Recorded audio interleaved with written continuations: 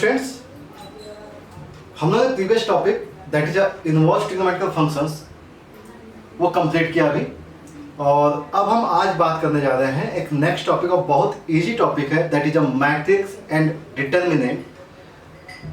ये class 12th का part है और बहुत इंपॉर्टेंट पार्ट होता है मैट्रिक्स, जो कि आपका मेंस एडवांस इन सभी जगह पूछा जाता है और बोर्ड के पर्पज पे तो इम्पोर्टेंट होता ही है।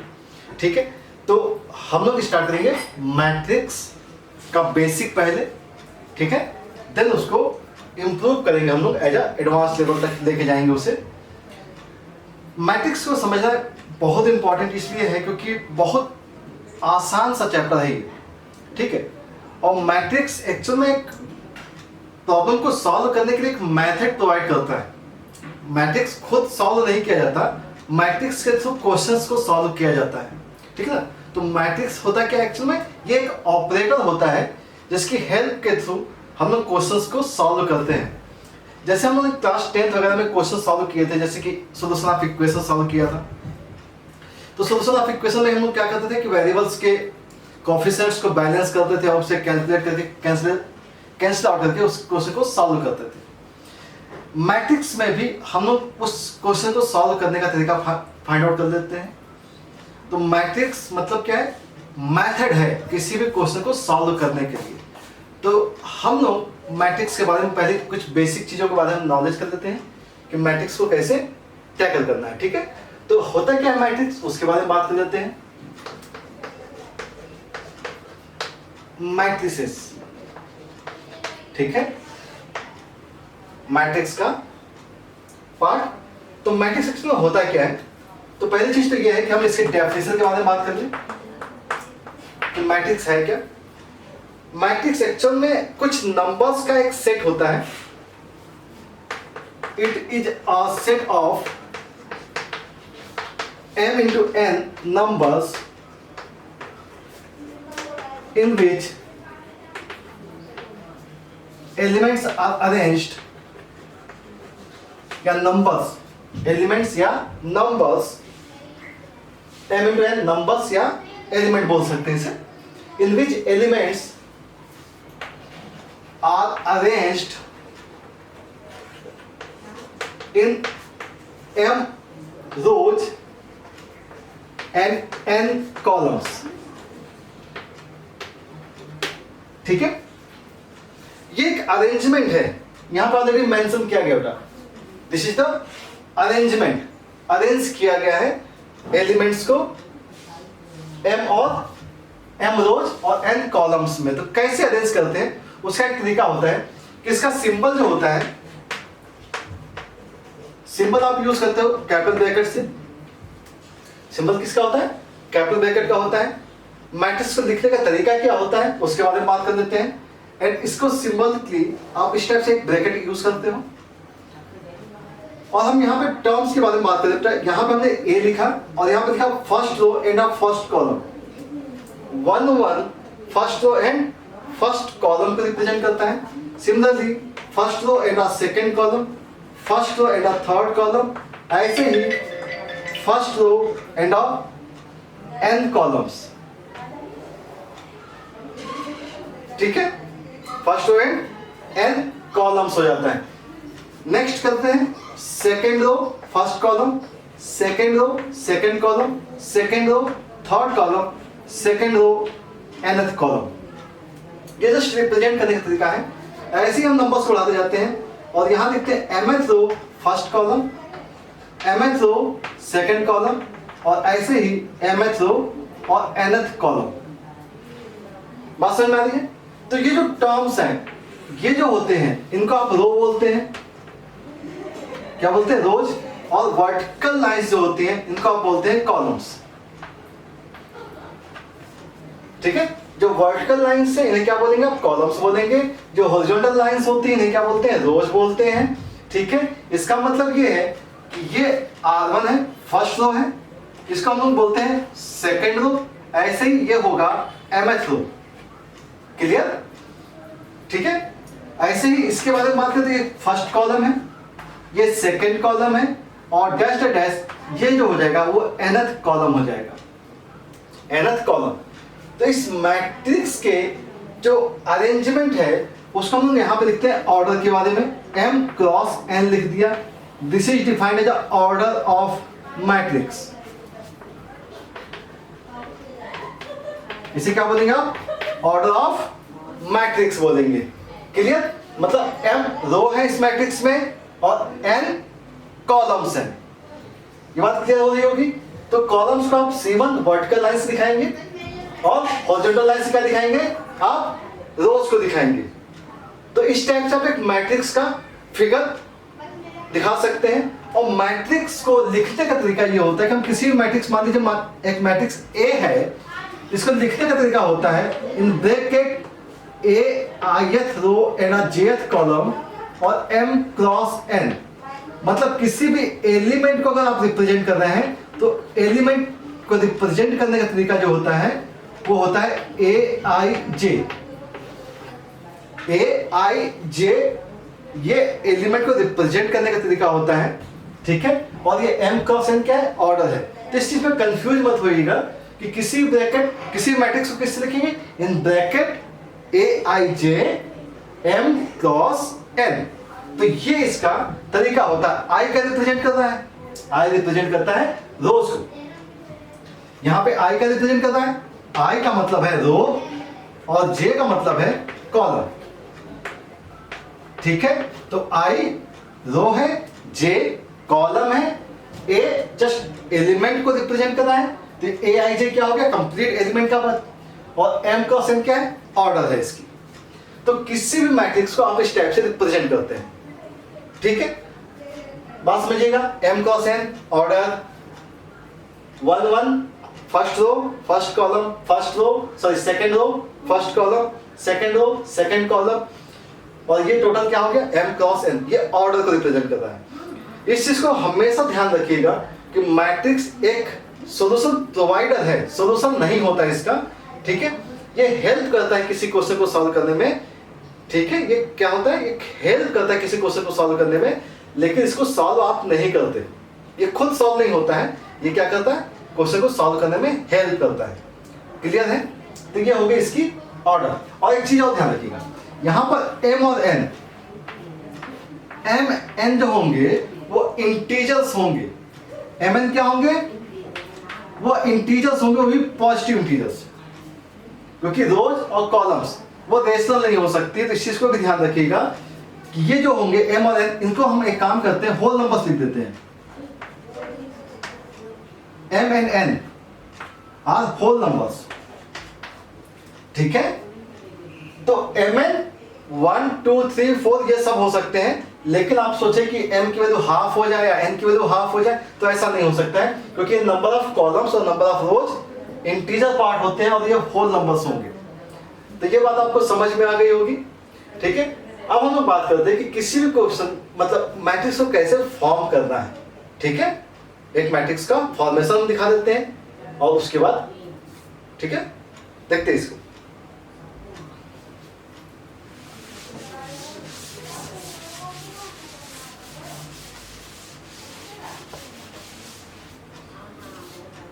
जैसे कि आपसे कहा जाए form a matrix where aij is equal to आपसे दिया गया है i माइनस 2j अपॉन 3 दे दिया गया। एक क्वेश्चन हमने ये लिख लिया। बी क्वेश्चन लिखा है aij इज इक्वल टू दिया गया है i माइनस j अपॉन 4 का स्क्वायर दे दिया गया, ठीक है। थर्ड एक और लिख लेते हैं aij इज इक्वल टू दिया गया है i minus i plus 2j लिख दिया मैंने यहाँ पे, क्योंकि रैंडमली हमने कुछ भी लिख लिया है। और यहाँ पे हम लिख लेते हैं, इसका मॉड ले लेते हैं, ठीक है, माइनस कर देते हैं और मॉड ले दिया, ठीक। उसमें कोई प्रॉब्लम वाली बात है नहीं, बहुत सिंपल सिंपल से क्वेश्चंस होते हैं। और ध्यान रखिएगा, find out matrix of order, क्योंकि ये बहुत जरूरी है, ऑफ ऑर्डर 2 क्रॉस 3। 2 क्रॉस 3 इसका मतलब ये है कि 2 क्रॉस 3 का मतलब क्या हो गया? अभी बात हुई थी, 2 का मतलब है नंबर ऑफ रोज और 3 का मतलब है number of columns.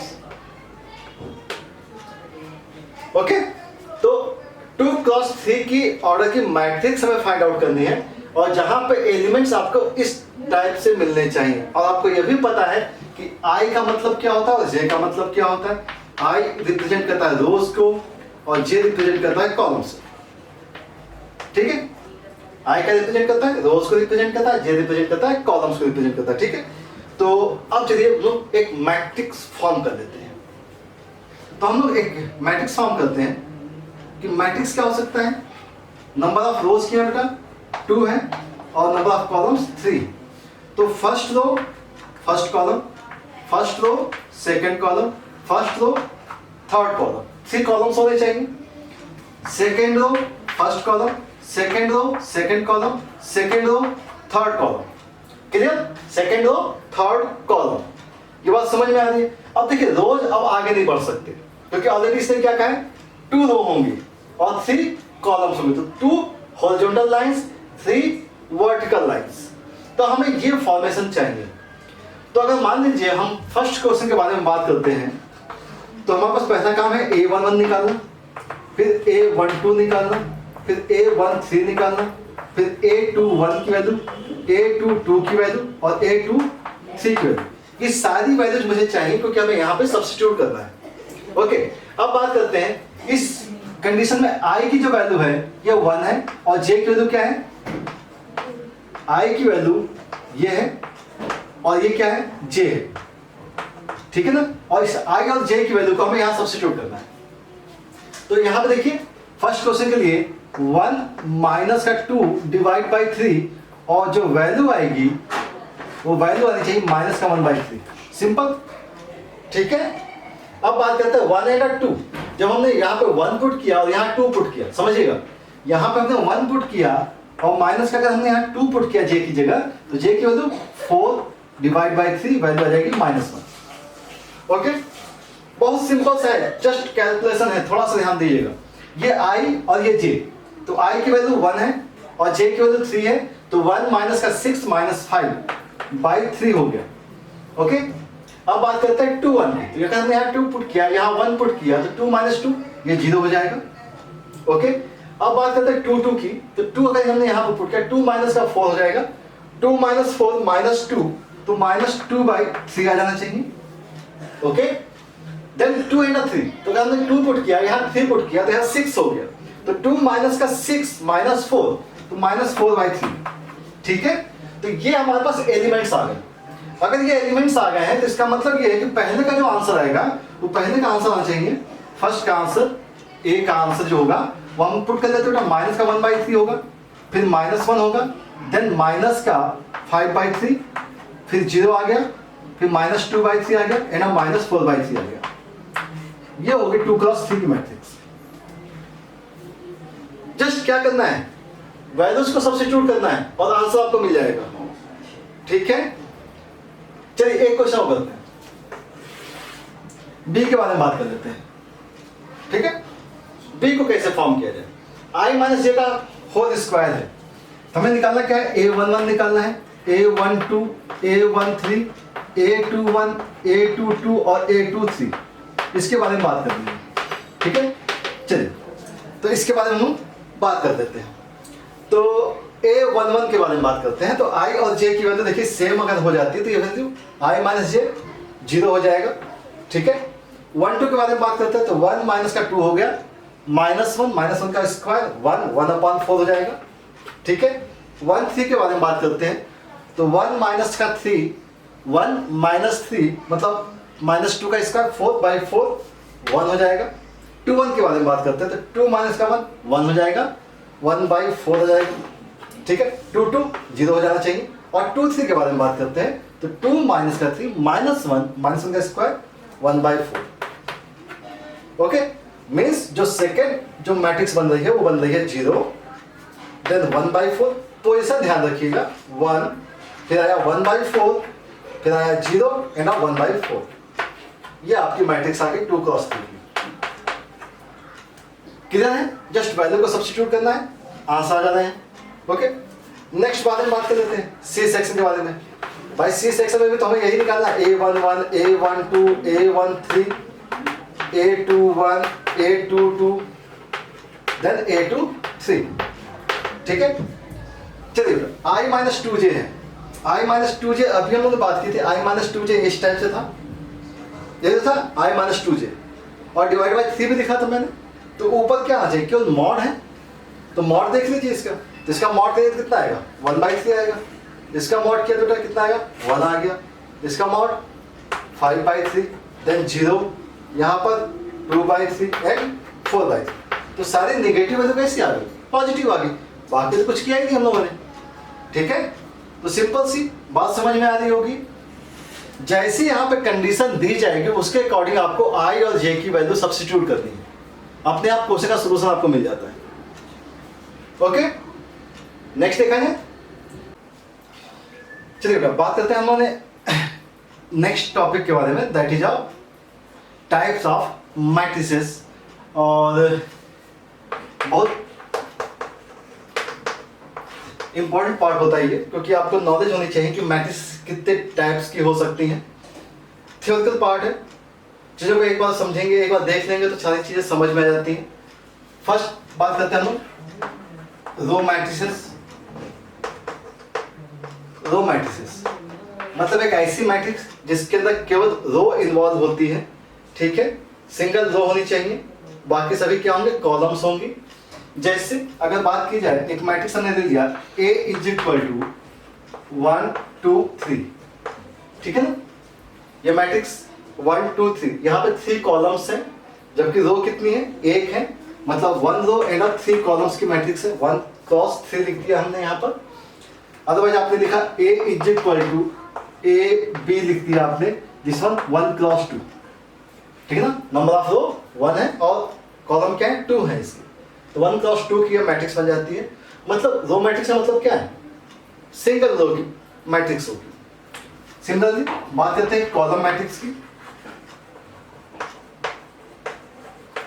Column matrix क्या होनी चाहिए, this one A is equal in which a column present, single column होगा, ये हो गया 3 क्रॉस 1, 3 रोज है, 1 कॉलम है।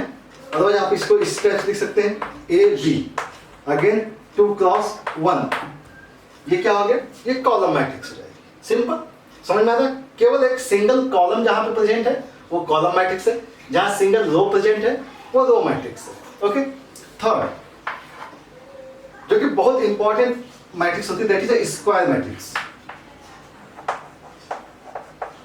क्योंकि सारा काम जो होगा आपका स्क्वायर मैट्रिक्स पे ही डिपेंड करेगा, ठीक है ना, बात समझ में आ रही है।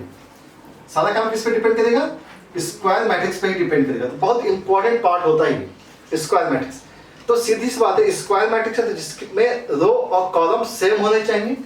तो यहाँ पे ध्यान रखना है कि मैट्रिक्स जो होगी जिसमें रो और कॉलम सेम होंगी, जैसे A B C D हमने लिख दिया, यहाँ पे 2 रो एंड 2 कॉलम्स है।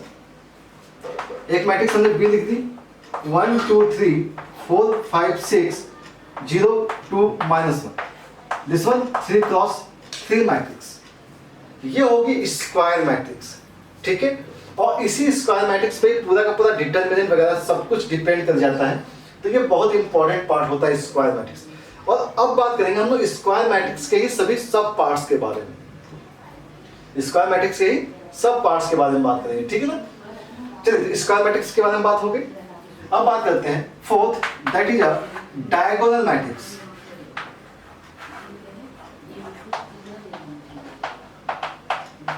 डायगोनल मैट्रिक्स और स्क्वायर मैट्रिक्स में ही एक पार्ट और के बारे में बात करते हैं, दैट इज इसमें एक टर्म बहुत इंपॉर्टेंट होता है, एक चीज ध्यान रखिएगा, that is a trace of matrix.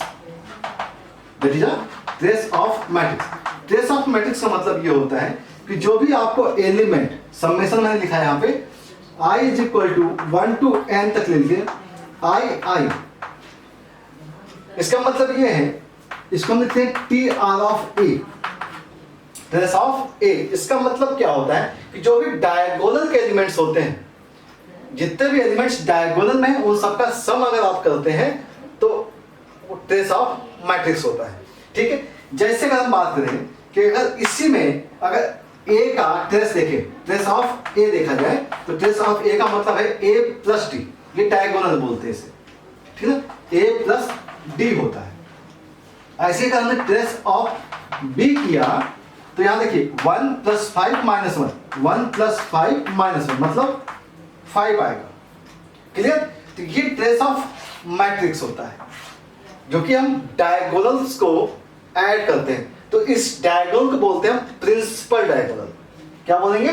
Principal diagonal. ठीक है, नेक्स्ट पार्ट के बारे में बात कर लेते हैं। दैट इज ऑफ फोर्थ, हम बात करने जा ही रहे थे इसके बारे में, डायगोनल मैट्रिक्स। मतलब एक ऐसी मैट्रिक्स जिसके केवल डायगोनल में ही एलिमेंट्स होते हैं, बाकी सभी जगह निल होता है। जैसे हमने लिखा है यहां पर ए बी और यहां लिखा 0 और 0। ठीक है, डायगोनल मैट्रिक्स है। ये क्या है? डायगोनल मैट्रिक्स है। ठीक है, इसको लिखने का तरीका यह भी होता है DI of A, DI of A, diagonal of matrix, diagonal matrix. Clear? बात समझ आ रही है? अगर हम लोग इसी को लिखते हैं 1 0 0 0 2 3 0 0 3, तो इस मैट्रिक्स को भी क्या बोलेंगे आप? डायगोनल। और ऑर्डर क्या है इसकी? 3 क्रॉस 3। इसकी ऑर्डर क्या है? 2 क्रॉस 2 है। तो ये स्क्वायर मैट्रिक्स में ही पॉसिबल होता है डायगोनल मैट्रिक्स का केस। क्लियर? नेक्स्ट के बारे में बात कर लेते हैं फिफ्थ। अब डायगोनल का ही सब पार्ट देख लेते हैं, that is a scalar matrix. Scalar matrix का मतलब क्या है कि ये एक्चुअल में डायगोनल का ही पार्ट है। किसका पार्ट है? डायगोनल का ही पार्ट है। और इस पार्ट में आपको ध्यान ये रखना होता है कि जो भी एलिमेंट डायगोनल के होते हैं वो सभी सेम होते हैं। सभी एलिमेंट्स क्या होते हैं? सेम होते हैं। जैसे A that is a scalar matrix. ठीक है ना? एक मैट्रिक्स अगर हमने बी ले लिया, हमने लिखा है यहाँ पे 1 0 0 सॉरी 2 0 2 0 0 0 2, तो ये भी कैसा मैट्रिक्स है? स्केलर मैट्रिक्स है। ऑर्डर क्या है इसकी? 2 क्रॉस 2। इसकी ऑर्डर 3 क्रॉस 3 की। ये क्या हो गया? स्केलर मैट्रिक्स हो गया। ओके, अब स्केलर मैट्रिक्स का एक सब पार्ट के बारे में बात कर लेते हैं, दैट इज 6 यूनिट मैट्रिक्स। ये बहुत इंपॉर्टेंट चीज है, यूनिट मैट्रिक्स। मतलब किसी यूनिट मैट्रिक्स को अगर हम रिप्रेजेंट करते हैं तो उसे हम आई से रिप्रेजेंट करते हैं, यूनिट मैट्रिक्स, या इसे बोलते हैं आइडेंटिटी मैट्रिक्स। क्या करते हैं? Identity matrix. ठीक है, क्या बोलेंगे? यूनिट मैट्रिक्स या आइडेंटिटी मैट्रिक्स। इसको हम आई से रिप्रेजेंट कर रहे हैं और यहां हमने लिखा 1 0 0 1। मतलब इसके जो प्रिंसिपल डायगोनल के एलिमेंट्स हैं वो सभी इक्वल तो हैं, देखिए ना, इक्वल है लेकिन 1 है। तो ये आइडेंटिटी मैट्रिक्स होती है। इसको हम लिखते हैं I2। ध्यान से देखिएगा, I2। 2 का मतलब ये है कि ये 2 क्रॉस 2 की मैट्रिक्स है, 2 क्रॉस 2 की मैट्रिक्स है। इसका मतलब अगर हम I3 लिखें तो इसका मतलब क्या है? ये 1 0 0 0 1 0 0 0 1, ये इसकी I3 की मैट्रिक्स होगी। I3 मतलब ऑर्डर क्या है इसका? 3 क्रॉस 3 है। तो ये सब चीजें बहुत यूज में आएंगी आपको आगे चल के, तो इन सब चीजों को बहुत ध्यान से देखिएगा। यूनिट मैट्रिक्स का मतलब आइडेंटिटी मैट्रिक्स या डायगोनल के एलिमेंट्स क्या होंगे? 1 1 होंगे। ऑर्डर रिप्रेजेंट करता है इसके सफिक्स से। I3 अगर है तो इसका मतलब है ऑर्डर क्या है? 3 क्रॉस 3 की है। 2 लिखा है तो इसकी ऑर्डर 2 क्रॉस 2 है। तो ये हमने बात कर दी 6 पार्ट के बारे में। ठीक है, सभी पार्ट समझ में आ रहे होंगे। स्क्वायर मैट्रिक्स हो गया, स्क्वायर के बाद डायगोनल हो गया, स्केलर, यूनिट और trace of matrix. Trace of matrix का मतलब क्या है? प्रिंसिपल डायगोनल के एलिमेंट्स को हमें ऐड करना है। ओके, हम बात करने जा रहे हैं अब नेक्स्ट पार्ट के बारे में।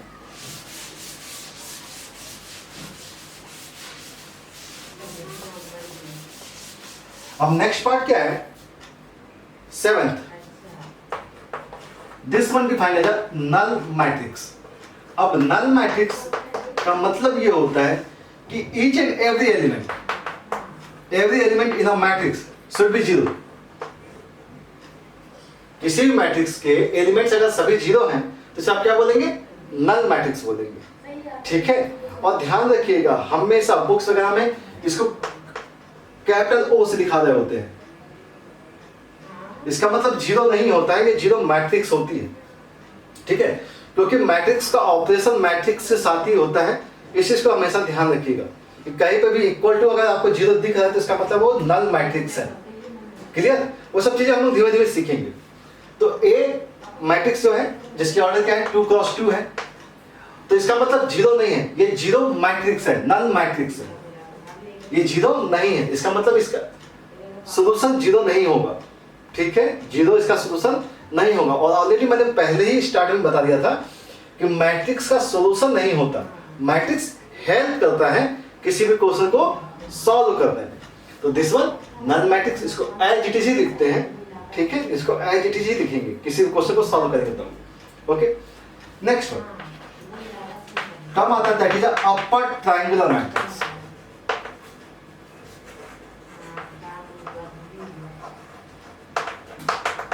ठीक है, अपर ट्रायंगुलर मैट्रिक्स। एक मैट्रिक्स आप ले लीजिए जिसके डायगोनल के नीचे के एलिमेंट जीरो कर दीजिए। 1 2 3 लिखा मैंने, 2 3 लिख दिया और यहाँ पे 4 लिख दिया। ठीक है ना, और यहाँ 0 0 0 लिख दिया। देखिए ध्यान से, ये डायगोनल है, इसके ऊपर के एलिमेंट्स क्या है, ऊपर के एलिमेंट्स हैं, लेकिन डायगोनल के नीचे के एलिमेंट्स क्या है, 0 है। तो इस टाइप के मैट्रिक्स आप क्या बोलते हैं, अपर ट्रायंगुलर मैट्रिक्स। क्या बोलेंगे इसे, अपर ट्रायंगुलर मैट्रिक्स। ओके, हम इसको और भी तरीके से लिख सकते हैं, जैसे 1 2 0 और यहाँ पे लिख दिया 4। डायगोनल के ऊपर का एलिमेंट है, या ऑर्डर 2 क्रॉस 2 का है, फिर ऑर्डर 3 क्रॉस 3 का है। जब अपर ट्रायंगुलर बन सकता है तो इसका मतलब लोअर ट्रायंगुलर भी बन सकता है। चलिए, तो लोअर ट्रायंगुलर के बारे में बात कर लेते हैं।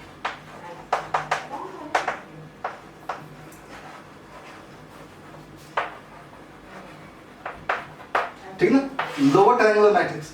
अब लोअर का मतलब ये है कि सिंपल, जैसे कि यहाँ पे डायगोनल के ऊपर एलिमेंट था, अब यहाँ पे डायगोनल के नीचे एलिमेंट हुआ। 1 2 3 लिख दिया मैंने, यहाँ पे 4 5 4 5 5 3 लिख दिया और यहाँ पे 0 0 0 लिख दिया।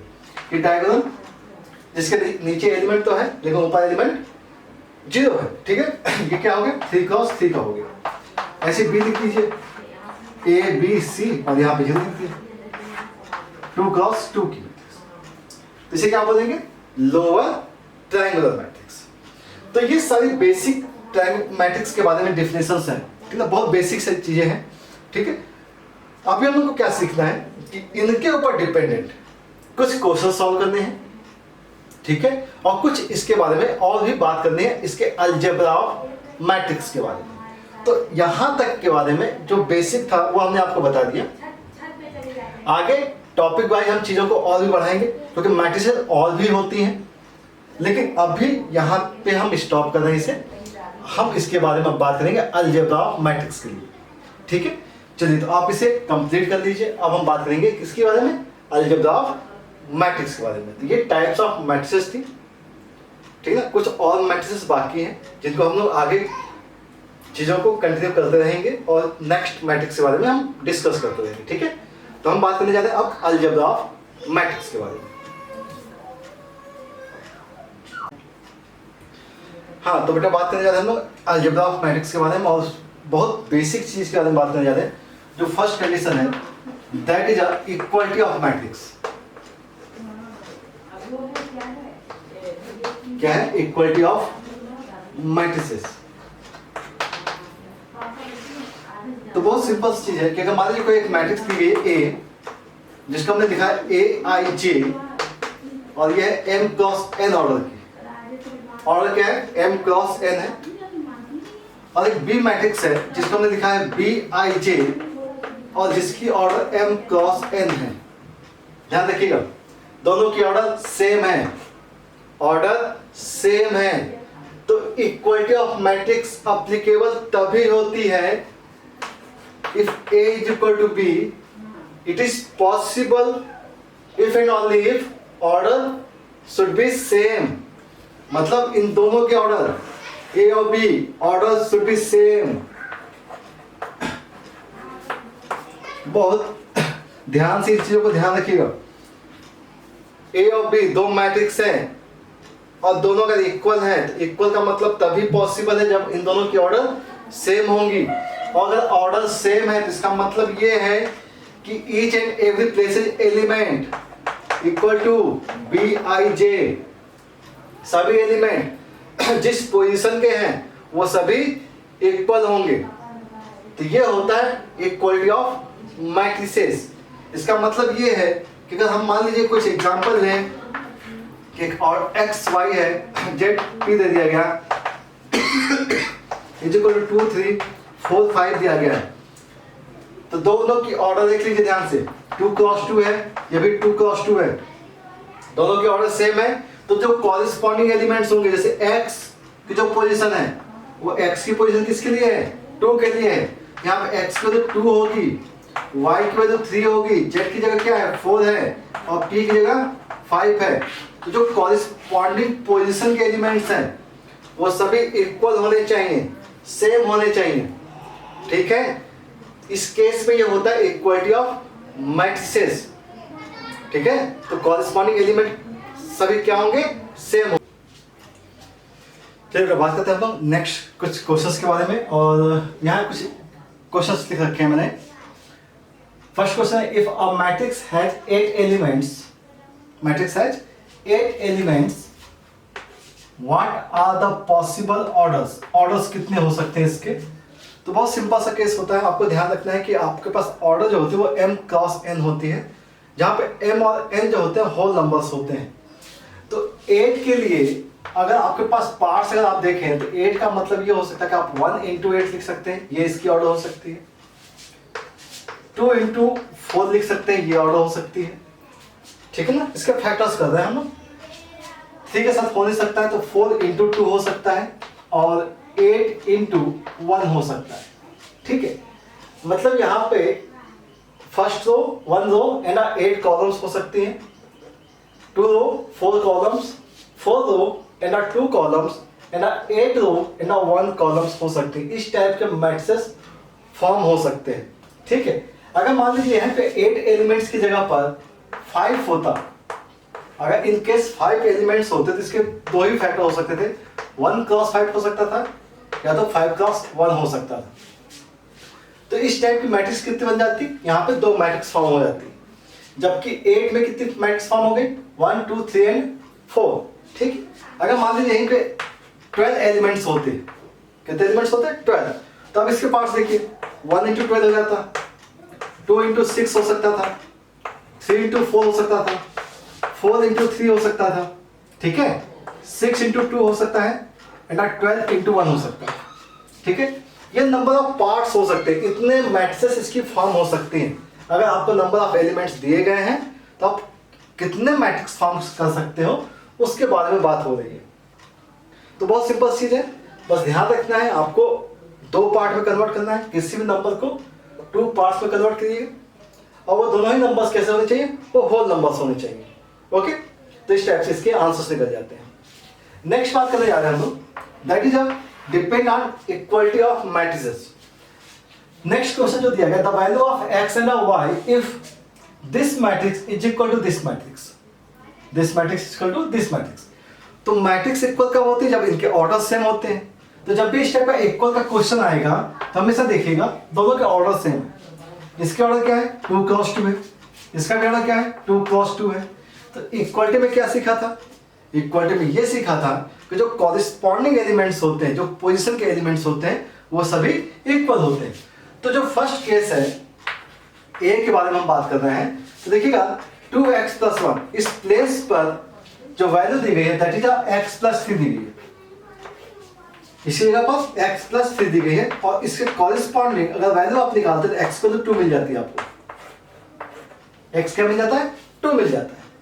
नेक्स्ट बात करते हैं कि अगर देखा जाए तो 2y = दिया गया y² + 2, y² + 2 दिया गया है, मीन्स y² - 2y + 2 = 0, ओके। तो y की वैल्यू देखिए यहाँ पर, तो y की वैल्यू अगर देखेंगे तो b², तो देखा जाए इसे, तो ये आएगा y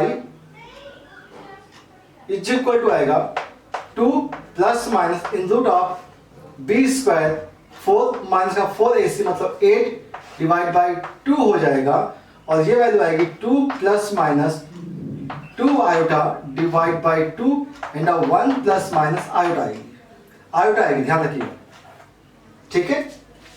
इमेजिनरी नंबर आ गया, जबकि यहाँ पर y की वैल्यू कैसे आ गई, इमेजिनरी नंबर। अब देखते ये हैं कि बाकी पार्ट सेटिस्फाई करते हैं या नहीं करते हैं।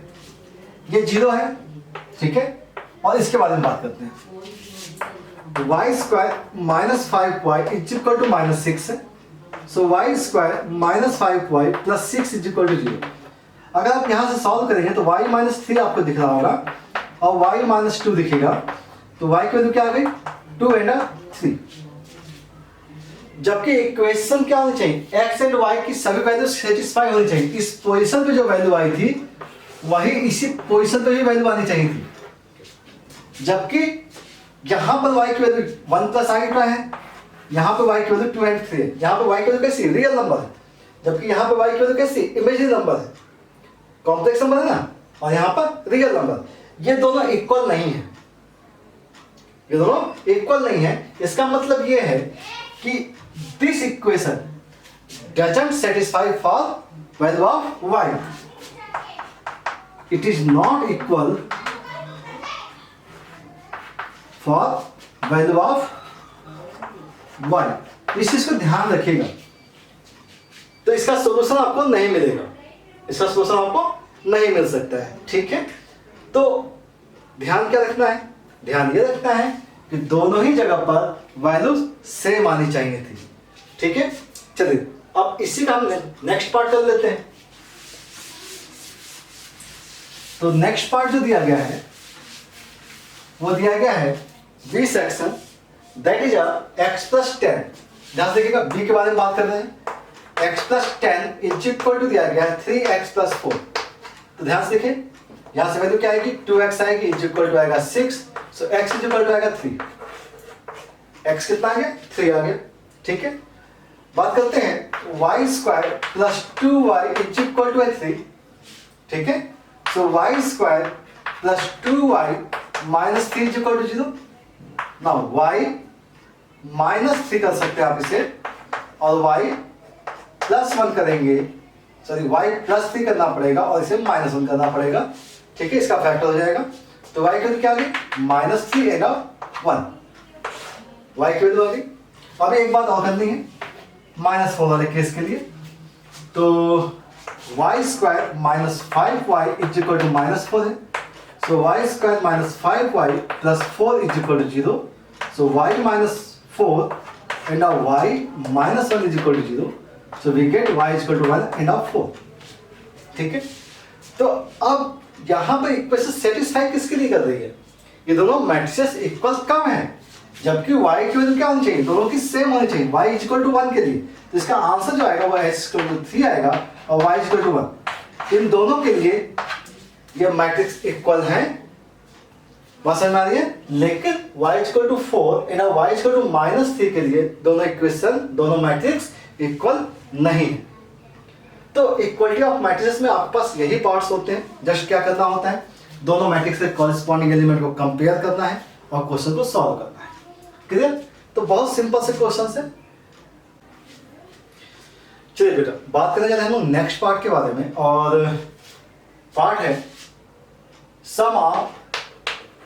सम एंड डिफरेंस ऑफ मैट्रिसेस। मतलब हमें क्या करना है, दो मैट्रिसेस या जो भी मैट्रिसेस दी गई हैं उन सभी का सम करना है या उसका डिफरेंस करना है, ठीक है। तो मैट्रिक्स का सम और डिफरेंस के लिए भी आपको एक चीज ध्यान रखनी पड़ती है। जैसे इक्वलिटी ऑफ मैट्रिक्स की थी आपने, तो मैट्रिसेस है सेम ऑर्डर,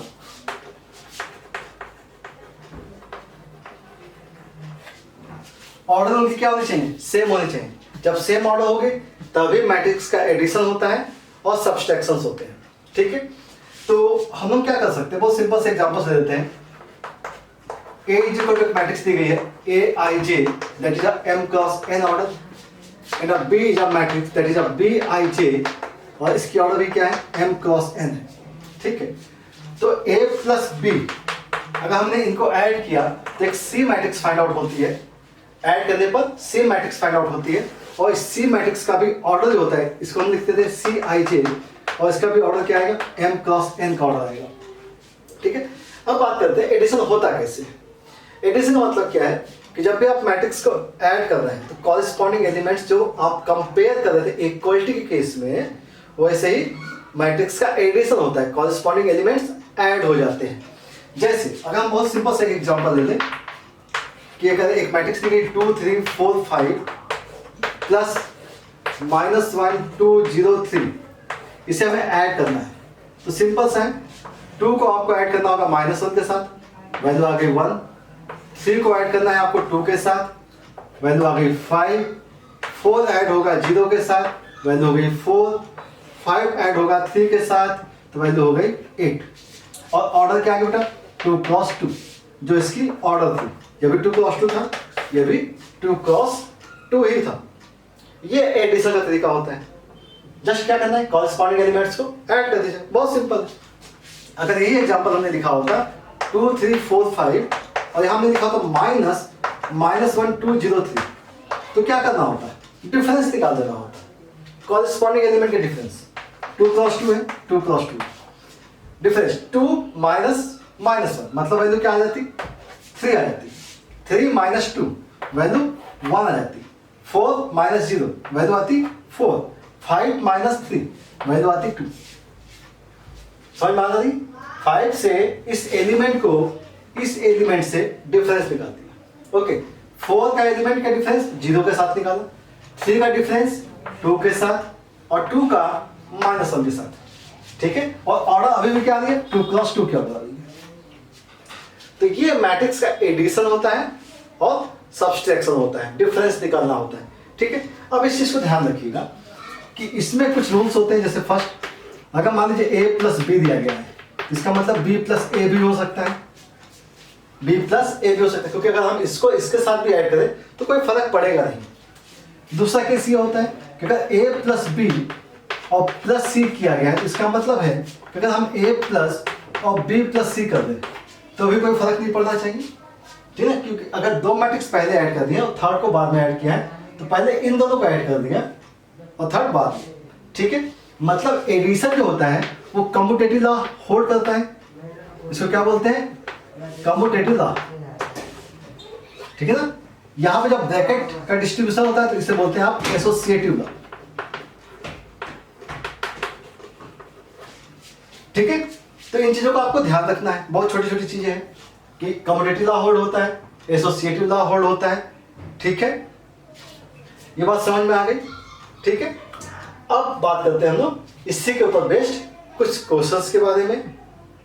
ठीक है, और इसमें एक पार्ट और कर लेते हैं हम लोग। जैसे हम लोग बात की सम और डिफरेंस के बारे में, एक और बात कर लेते हैं, स्केलर मल्टीप्लिकेशन बहुत इंपॉर्टेंट है। स्केलर मल्टीप्लिकेशन,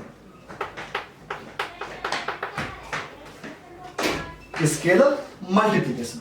अब इन चीजों को समझिए। जैसे फर्स्ट, अगर मान लीजिए कोई एक मैट्रिक्स है A, दैट इज Aij, और इसकी ऑर्डर क्या है, m क्रॉस n है, और इस मैट्रिक्स में हम किसी एक नंबर का मल्टीप्लिकेशन कर रहे हैं, दैट इज k को हम मल्टीप्लाई कर रहे हैं, k is a scalar quantity. तो हमेशा ध्यान ये रखेंगे कि k का जो मल्टीप्लिकेशन है वो सभी एलिमेंट में होता है।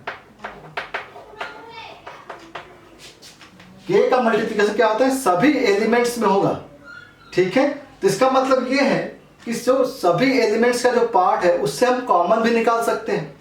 ठीक है, जैसे अगर मान लीजिए एक मैट्रिक्स दिया गया है, दैट इज 2 3 4 5 6 7। ठीक है, तो अगर हम 2a करना चाहें तो 2 मल्टीप्लाई करना पड़ेगा, तो यहाँ पे आएगा 4 6 8 10 12 14। मतलब क्या हुआ, हमने हर एक एलिमेंट पे 2 का मल्टीप्लिकेशन किया है, तो ये 2a हो जाएगा। ठीक है, तो अगर ऐसा हो गया है, तो अगर मान लीजिए कोई एक मैट्रिक्स दी गई है a, हमने लिखा है यहाँ पे 3 6 9। ठीक है, 3 6 9 -6 12 15 लिख दिया या 0 लिख दिया। तो इसका मतलब हम ऐसा भी कर सकते हैं, a = ध्यान से देखिएगा, इन सभी एलिमेंट्स में 3 कॉमन हो सकता है, क्योंकि सभी के 3 फैक्टर हो रहे हैं, 3 एज अ फैक्टर। तो अगर हमने 3 बाहर निकाला, 3 बाहर निकाला तो वैल्यू क्या बच गई, 1 2 3 -2 4 एंड 0। तो हम इस मैट्रिक्स को इस टाइप से भी कन्वर्ट कर सकते हैं। जैसे हम बात मल्टीप्लिकेशन कर रहे हैं वैसे हम कॉमन भी निकालेंगे। तो हमेशा ध्यान रखना है कि कभी भी अगर स्केलर मल्टीप्लिकेशन हो रहा है तो मैट्रिक्स के हर एक एलिमेंट में आप मल्टीप्लाई करेंगे, और कॉमन अगर आपको निकालना है तो जो भी आप कॉमन निकाल रहे हैं वो हर एक एलिमेंट से बाहर निकलेगा। कॉमन जो निकालेंगे वो क्या होगा, वो हर एक एलिमेंट से बाहर निकलेगा। जैसे कि हमने यहां से 3 बाहर निकाला, ठीक है।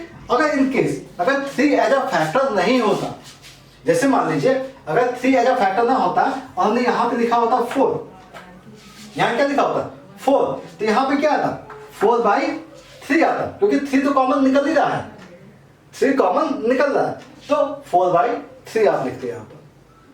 ये बात समझ में आ रही होगी, ठीक है। तो this one is defined as scalar multiplication. किसी भी मैट्रिक्स के साथ किसी भी नंबर का अगर आप मल्टीप्लिकेशन कर रहे हैं तो डायरेक्ट मल्टीप्लाई होता है each and every element of a matrix. Clear. चलिए, तो अब इस पार्ट के ऊपर हम लोग कुछ क्वेश्चंस के बारे में बात कर लेते हैं, ठीक है। बात करते हैं, कुछ एग्जांपल्स हमने ले लिए हैं यहाँ पर, मतलब एडिशन और स्केलर मल्टीप्लिकेशन, इससे कंफर्म हो जाएगा आपको कि किस टाइप से सॉल्व करते हैं। तो यहाँ पे 2 मैट्रिक्स दी हुई है। जैसे फर्स्ट क्वेश्चन दिया गया है, that is a matrix A दिया गया है, और ये मैट्रिक्स है 2 -2 4 एंड 2 -5 एंड 1 दिया गया है। और एक मैट्रिक्स बी है, और ये मैट्रिक्स बी दिया गया है 8 0 4 -2 एंड 3 6 दिया गया है, ठीक है। आपको जो वैल्यू फाइंड आउट करनी है, find C such that 5a + 3b + 2c is equal to 0। ध्यान रखिएगा यहाँ पे 0। तो हमने बात अभी की थी कि मैट्रिक्स के एडिशन या सब्सट्रैक्शन वगैरह में ये 0 नहीं होता है। ये क्या होता है, 0 मैट्रिक्स होती है, 0 मैट्रिक्स होती है। तो अगर हमें c की वैल्यू निकालनी है, यहाँ से क्या निकालना है, c की वैल्यू अगर निकालनी है तो इसका मतलब है कि हमें 5a करना होगा, 5a + 3b + 2c is equal to a null matrix, is equal to a null matrix. ध्यान रखिएगा 0 क्या है, नल मैट्रिक्स है। तो 5a अगर करते हैं तो 5 क्या होगा, सभी मल्टीप्लाई होगा, मल्टीप्लाई कर दीजिए। 10 -10 20, 5 मल्टीप्लाई किया तो यहाँ पर आएगा 10, यहाँ -25 और यहाँ पर 5 हो जाएगा, ये 5a हो गया, प्लस 3b, 3 मल्टीप्लाई कीजिए, सभी एलिमेंट में मल्टीप्लाई करना है, 3 मल्टीप्लाई होगा सभी में, तो क्या होगा 24 0 12 -6, और अगर यहाँ 3 मल्टीप्लाई किया तो यहाँ आ गया 9, यहाँ मल्टीप्लाई तो 18, ओके, प्लस 2 टाइम्स c, और इज इक्वल टू क्या है 0, मतलब नल मैट्रिक्स, ओके। अब हमें इसे ऐड करना पड़ेगा, तो ऐड कर लीजिए। तो ऐड करने के बाद वैल्यू क्या आ गई 10 और 24 मीन्स वैल्यू आ गई 34, -10 + 0 -10 आ गया, 20 12 32 10 -6 4 -25 9 -16 5 + 18 23 + 2c इज इक्वल टू और नल मैट्रिक्स। नल मैट्रिक्स का मतलब क्या है, सेम ऑर्डर 0 0। एक्चुअल में इसका मतलब ये था, ठीक है। तो 2c की वैल्यू क्या होनी चाहिए, तो 2c का मतलब ये है इस पूरी वैल्यू को उठा करके हम इधर लेके आएंगे और सब्सट्रैक्शन होगा, मतलब ये वैल्यू क्या होगी, माइनस में होगी।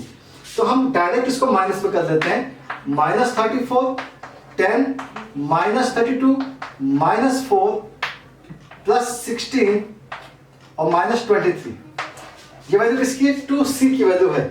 सेम वैल्यू उठा करके हमने इधर भेज दिया। हमें निकालनी किसकी वैल्यू, c की वैल्यू। तो 2 से हमें डिवाइड करना पड़ेगा, क्या करना होगा, हाफ एंड कंप्लीट मैट्रिक्स, और इस हाफ को क्या करना होगा, अंदर मल्टीप्लाई कर देते हैं।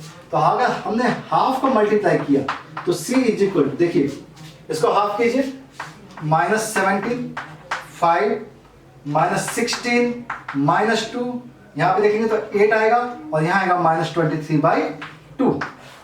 तो ये वैल्यू किसकी आएगी, ये वैल्यू c की आएगी। तो इस क्वेश्चन में क्या किया उन्होंने, स्केलर मल्टीप्लिकेशन भी किया, एडिशन भी कर दिया, और इधर भेज करके सब्सट्रैक्शन भी कर दिया। तो इस क्वेश्चन में सभी पार्ट्स कंप्लीट हो जाते हैं। तो हमेशा ध्यान रखें, कभी भी क्वेश्चन में 0 दिया गया है तो इसका मतलब 0 नहीं है, इसका मतलब क्या है, नल मैट्रिक्स है। ओके, और वो भी सेम ऑर्डर की, ऑर्डर सेम होने चाहिए, ध्यान रखिएगा। ओके, तो अब हम लोग बात करने जा रहे हैं नेक्स्ट पार्ट के बारे में, और नेक्स्ट क्वेश्चन है यहाँ पर, find X and Y if, first part दिया गया, सेकंड का ए दिया गया X in bracket 2 1 plus Y के साथ जो वैल्यू है 3 5 plus -8 and -11 is equal to 0। ठीक है, तो x को मल्टीप्लाई करना होगा बेटा, यहाँ पे आएगा 2x और यहाँ आएगा x bracket plus y multiply किया तो 3y 5y प्लस अगर हमने इसे देखा तो -8 और यहाँ आ गया -11 और इज इक्वल टू क्या बेटा 0 0। ओके, चलिए तो अब आपको क्या करना होगा, ऐड करना होगा, तो सबको ऐड कर दीजिए। तो 2x प्लस 3y -8 आ गया, x प्लस 5y -11, ये एक मैट्रिक्स हो गई, और ये मैट्रिक्स इक्वल है किसके, 0 0 के। ओके, इक्वल हो गया, इक्वल हो गया तो कंपेयर हो सकता है, कंपेयर कर लीजिए। 2x plus 3y -8 is equal to 0 and x plus 5y -11 is equal to 0। Okay, अब हमें x एंड y की वैल्यू निकालनी है, तो आपको क्या करना है, इक्वेशन को सॉल्व कर देना है। तो यहाँ पर 2 मल्टीप्लाई कर लिया जाए, तो 2 मल्टीप्लाई करते हैं तो वैल्यू कितनी आएगी, 2x plus 10y -22 is equal to 0। Subtraction कर देते हैं, तो दिस माइनस दिस 0 हो जाएगा, इसमें 6 माइनस का 7y होगा, और दिस माइनस दिस कर देते हैं। इससे अगर आपने इसे माइनस किया तो माइनस का 14 आ जाएगा, तो y की वैल्यू कितनी आ गई, 2 आ गई। अगर y 2 आ गया है तो y की वैल्यू यहाँ 2 पुट कर दीजिए, तो हमने यहाँ 2 पुट किया तो 10 हो गया, x की वैल्यू क्या जाएगी, 1 आ जाएगी। ठीक है, तो x एंड y की वैल्यू आपके पास आ चुकी है।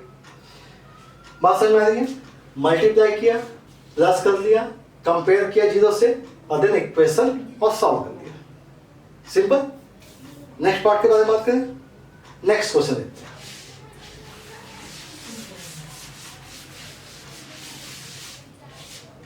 Here the next question is, B part देखिए, यहाँ पे क्वेश्चन क्या दिया होगा, 2x plus 3y is equal to this and 3x plus 2y is equal to this। तो सिंपल सा इक्वेशन दी हुई है, समझ लीजिएगा, 2x plus y 3y is equal to something, कुछ कांस्टेंट वैल्यू है, 3x plus 2y is equal to constant value है। तो भाई जब हम इस टाइप की इक्वेशन लेते हैं तो x एंड y के कोएफिशिएंट को क्या करते हैं, बैलेंस करते हैं।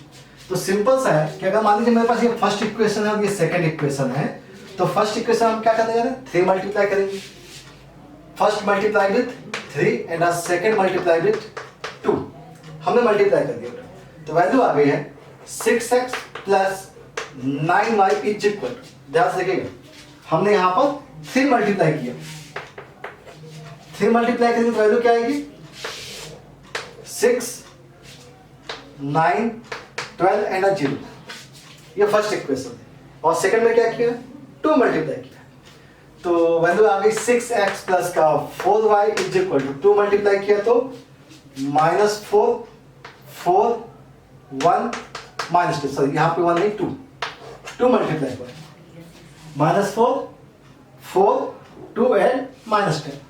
चलिए अब करना है क्या है, इन दोनों को सब्सट्रैक्ट कर लेना है, ये माइनस और ये माइनस, ये कैंसिल आउट हो गया। 9y प्लस -4y मतलब वैल्यू क्या आ गई 5 इज इक्वल टू क्या आ गया, सब्सट्रैक्ट कीजिए बेटा, तो 6 को कॉरेस्पॉन्डिंग एलिमेंट इससे सब्सट्रैक्ट करना है, वैल्यू कितनी आएगी 10 आएगी, 9 से 4 सब्सट्रैक्ट किया तो वैल्यू आ गई 5, 12 -2 10 और 0 माइनस तो ये +10 हो गया, ये वैल्यू आ गई 5y। तो y की वैल्यू 5 से डिवाइड करिए, तो 5 से डिवाइड करेंगे तो यहाँ वैल्यू आ गई 2, यहाँ 1, यहाँ पर भी 2 और यहाँ पर भी 2, ये वैल्यू y की। बात समझ में आ रही, तो वैल्यू कैसी आ गई, y की आ गई। अब y की वैल्यू मालूम हो चुकी है तो x निकाल सकते हैं। चलिए तो अब x के बारे में बात कर लेते हैं, तो हम फर्स्ट इक्वेशन के बारे में बात करने जा रहे हैं। तो वैल्यू है हमारे पास 2x प्लस 3y, 3y की जगह 2 2 2 1 इज इक्वल टू 2 3 4 0। चलिए ये वैल्यू होगी 2x plus 3 multiply 6 3 6 6 is equal to 2 3 4 0। इस पूरी वैल्यू को इधर ट्रांसफर कर लीजिए, सब्सट्रैक्ट हो जाएगा। तो वैल्यू आ गया हमारे पास 2x is equal to this one 2 3 4 0 minus 2 3 4 0 minus 6 3 6 6 6 3 6 6। चलिए इसका डिफरेंस कितना है बेटा? 2 minus 6 minus 4 3 minus 3 0 4 minus 6 minus 2 0 minus 6। ये वैल्यू किसकी है? 2x की है। तो x की वैल्यू क्या है? 2 से डिवाइड करना पड़ेगा। तो वैल्यू आ गई माइनस 2 0 माइनस 1 इन माइनस 2। तो this one the value of x and this one the value of y। ठीक है, तो सिंपल है, इक्वेशन समझ करके हम लोगों ने क्या किया, पूरी मैट्रिक्स को सॉल्व कर दिया। क्लियर है? तो बात समझ में आ रही होगी। ठीक है, कैलकुलेशन पार्ट सेट है तो ध्यान से काम करिएगा इसको, क्योंकि कैलकुलेशन में कहीं भी गलती हो जाएगी तो फिर क्वेश्चन गलत हो जाता है। ठीक है, तो छोटी छोटी मिस्टेक्स हो जाती है यहाँ पर, तो बहुत ध्यान से कैलकुलेशन रखेंगे। तो अब हम बात करेंगे इसके नेक्स्ट पार्ट की, that is part of C.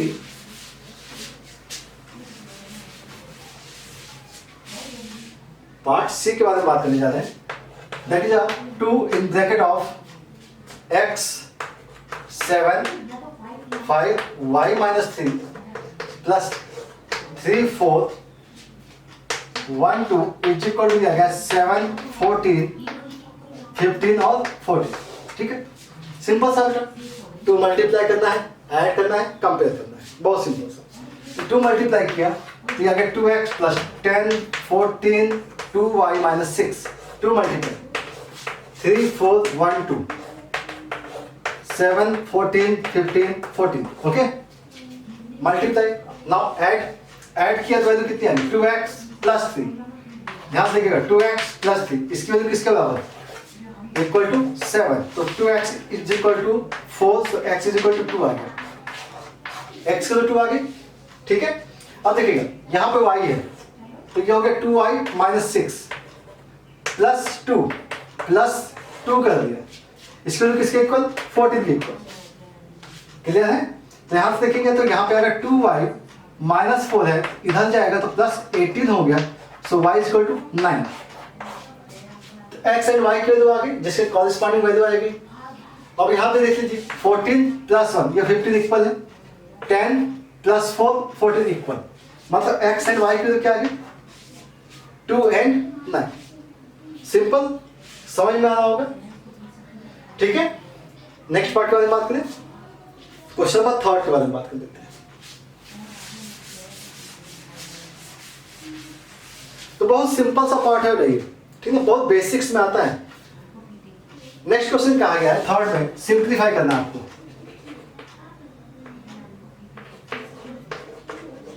Simplify क्या करना है भाई? कॉस को आपको यहाँ मल्टीप्लाई करना है।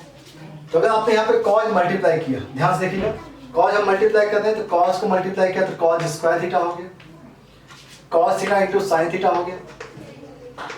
ठीक है, minus cos theta into sine theta हो गया, और कॉस मल्टीप्लाई किया तो यहाँ पे भी कॉस स्क्वायर थीटा हो गया, प्लस अब यहाँ आपको साइन मल्टीप्लाई करना है तो साइन इंटू साइन है, यहाँ पे वैल्यू क्या आएगी?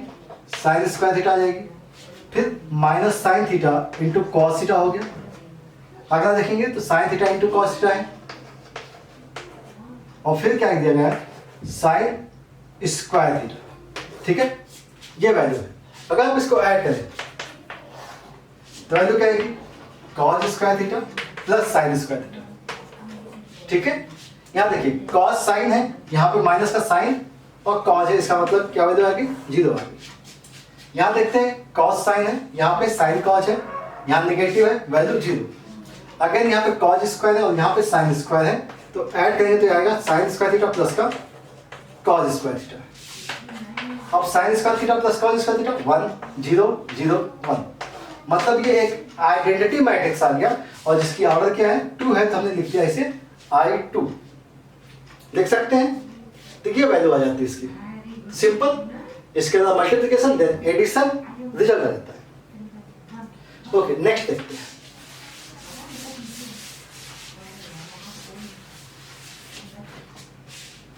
नेक्स्ट है a matrix A is written as DIA, diagonal of 2 minus 3 and 5. ठीक है ना? इसका मतलब समझिएगा डायगोनल मैट्रिक्स है जिसके एलिमेंट्स हैं 2 minus 3 5. मतलब ये है कि इसका मैट्रिक्स इस टाइप से 2 0 0 0 minus 3 0 0 0 5. ये डायगोनल का मतलब होता है. ठीक है. और दूसरी एक मैट्रिक्स दी गई है that is a diagonal of 3 0 1. इसका मतलब है ये वैल्यू है 3 0 0 0 0 0 0 0 1. 3 0 1 इसका एलिमेंट है. हमें बात करनी है 2 टाइम्स a माइनस 3b की. मतलब 2a करना है 3b करना है. तो देखिएगा डायगोनल में क्या होता है कि सिंपल आप डायगोनल के एलिमेंट को मल्टीप्लाई करते हो, डायगोनल के एलिमेंट को मल्टीप्लाई करते हो और डायगोनल से डायगोनल सब्सट्रैक्ट होता है क्योंकि बाकी सभी एलिमेंट्स क्या हैं? सभी एलिमेंट्स 0 हैं. तो जैसे आप 2a करते हो तो इसका मतलब ये है कि अगर आप चाहें तो आप इसको इस टाइप से लिख सकते हैं डायगोनल ऑफ 2 मल्टीप्लाई कर दीजिए यहाँ पे तो 4 माइनस 6 10 ये डायगोनल हो गया. माइनस 3 टाइम्स के लिए बात करते हैं तो इसको हम लिख सकते हैं डायगोनल ऑफ 3 मल्टीप्लाई कीजिए b में तो यहाँ पे आएगा 9 0 एंड 3 मल्टीप्लाई हो. अब हमें सब्सट्रैक्ट करना है तो क्या लिखें? डायगोनल लिखें 4 माइनस 9 मीन्स वैल्यू कितनी आ गई? माइनस 5. माइनस 6 माइनस 0 तो वैल्यू आ गई माइनस 6. ओके. 10 माइनस 3 मतलब वैल्यू आ गई 7. तो ये एक्चुअल में एलिमेंट आएगा और इसको हम ऐसा भी लिख सकते हैं माइनस 5 0 0 0 माइनस 6 0 0 0 7. तो इसका एक सिंपलेस्ट फॉर्म होता है इस टाइप से लिखना. ठीक है. क्योंकि इसमें स्पेस काफी लग जाता है इसलिए आपको इस टाइप से लिख सकते हैं डायगोनल टाइप से. बात समझ में आ रही है? तो ये सारे केस जो हमने किए हैं वो सभी किसके किए हैं? Addition, subtraction and scalar multiplication. तो इस टाइप का अगर आप क्वेश्चंस कर लेते हैं तो ये सफिशिएंट है प्रैक्टिस करने के लिए. ठीक है. और भी आप क्वेश्चंस उठाइए, प्रैक्टिस कीजिए. ठीक है. तो बहुत बेसिक से क्वेश्चंस है, इसमें बहुत ज्यादा स्पेशल कुछ सीखने के लिए नहीं है. Just multiply, subtraction, addition, corresponding positions क्या होती है. ठीक है. ऑर्डर्स सेम होंगे तभी ये सब काम होंगे. ये सब बातों का ध्यान रखना बहुत जरूरी है. ठीक है. तो चलिए ये एक चीज कंप्लीट हो गई है. अब हम लोग को बात करनी है नेक्स्ट पार्ट के बारे में that is a multiplication of matrices. Okay. Note.